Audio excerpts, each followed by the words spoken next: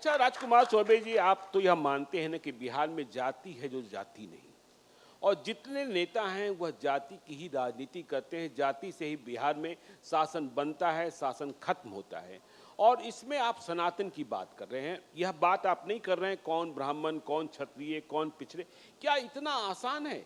हिंदू सनातन इतना खंड खंड बटा है, इसे कैसे एक कर पाएंगे? क्योंकि बिहार में जातीय द्वंद्व तो बढ़ता ही जा रहा है और हर राजनीति जात से तय हो रही है। बिहार में आपने नरसंहारों का दौर देखा है, और नरसंहार क्यों होते थे, जातीय नरसंहारों का दौर देखा है। कैसे इसे रोक पाएंगे? देखिए, सबसे बड़ा खतरा आज के डेट में जो जातिवाद, जो कास्टिज्म लोग कर रहे हैं, जी, ये सबसे बड़ा देश के लिए और प्रदेश के लिए खतरा है। सबसे बड़ा राजनीति का जो आसान तरीके से किसी को राजनीतिक जो है महत्वाकांक्षा को प्राप्त कर लेते हैं, केवल जात पात में लोगों को बांट के।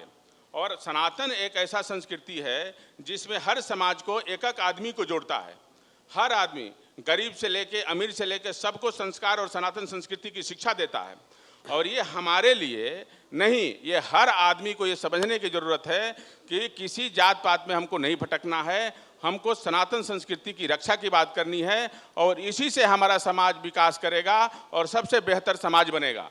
और इससे, और देखिए, हम तो सबसे बड़ी हमारी लड़ाई है जो सनातन को कमजोर करने वाले कुछ लोग दलाल हैं, जो बड़े हाँ सनातन के जो विरोध में बात करने वाला वो सनातन का दलाल है, जो सनातन को कमजोर करने के लिए बात करता है। अभी बताइए, जो हमारे माँ को गाली देता है और दूसरे के माँ को सम्मान करता है, जी, तो कितना दुर्भाग्य है।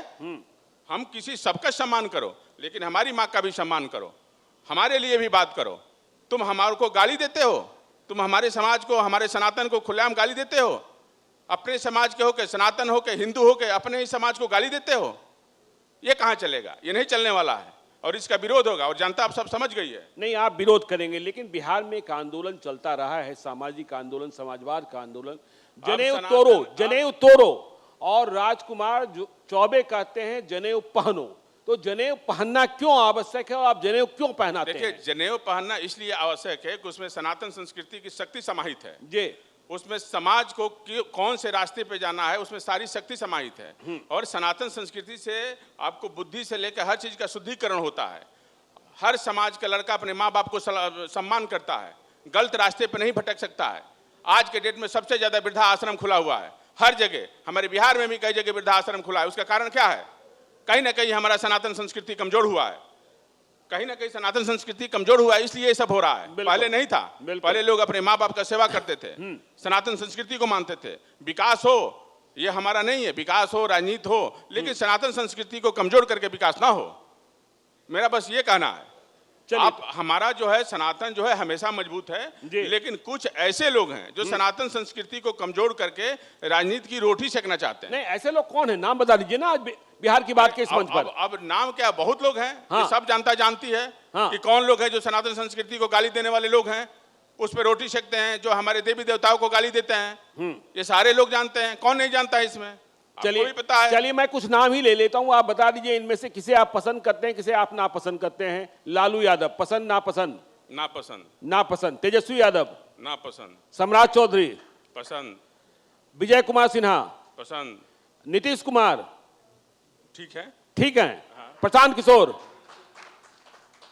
प्रशांत किशोर के बारे में तो मैं कुछ भी नहीं बोल सकता हूँ। कुछ भी नहीं बोल सकता है क्योंकि इसलिए नहीं बोल सकता हूँ कि जिस तरह से प्रशांत किशोर की राजनीतिक अपना एक आज हैसियत है, जिस लेवल पे उनको जाना जाता है, लेकिन वो कहते हैं कि हम बक्सर के रहने वाले हैं, और एक इतने बड़े लेवल पे पहुंचने के बाद और प्रधानमंत्री और मुख्यमंत्री वो बनाते हैं, कहते भी फिरते हैं चारों तरफ। लेकिन उन्होंने यदि बक्सर के लिए क्या किया, यदि बक्सर के लिए तो क्या बक्सर के लिए एक कुछ तो करते दिखाने के लिए। अभी क्या बने हैं जो कर देते?